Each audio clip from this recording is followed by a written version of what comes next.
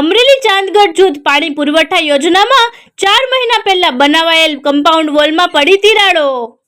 આશરે 600 મીટર લાંબી દિવાલમાં નબળી ગુણવત્તાનું કામ થયું હોવાના આક્ષેપો લાગ્યા છે। દિવાલ આશરે 4 મહિના પહેલા બનાવવામાં આવી છે, જે દિવાલોમાં તિરાડો પડતા નાથાલાલ સુખડિયા દ્વારા એજન્સી અને અધિકારીઓ પર ઉઠાવ્યા સવાલો। આ પમ્પિંગ સ્ટેશન 9 ગામો સાથે જોડાયેલ છે અને ગામના લોકોએ દિવાલનું કામ નબળી થઈ હોવાનું લગાવ્યા આક્ષેપો।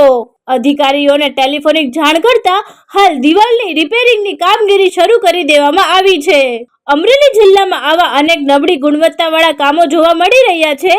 રોડ હોય કે પુલ હોય કે બધામાં ભ્રષ્ટાચાર કરવામાં આવતો હોય છે, કેમ કે ટૂંકા સમયગાળામાં જ રોડ હોય કે પુલ હોય કે પછી દિવાલો હોય તે તૂટી જાય છે। જો પ્રજાના પૈસાનો આમ જ વેડફાટ જ થતો રહેશે તો હવે લોકો જાગૃત બનીને ટૂંકા સમયગાળામાં અધિકારીઓ સામે આંદોલન કરે તો નવાઈ નહીં। થોડા દિવસ પહેલા જીથુડી ગામે પુલની દિવાલ ધરાશાયી થઈ હતી, તેમ છતાં અધિકારીઓ દ્વારા પગલાં લેવાયા નથી। અધિકારીઓ, એજન્સીઓ અને નેતાઓની શું મિલીભગત હશે કે શું તેવું લોકમુખે ચર્ચાઈ રહ્યું છે। રિપોર્ટર જૈનિક સોજિત્રા।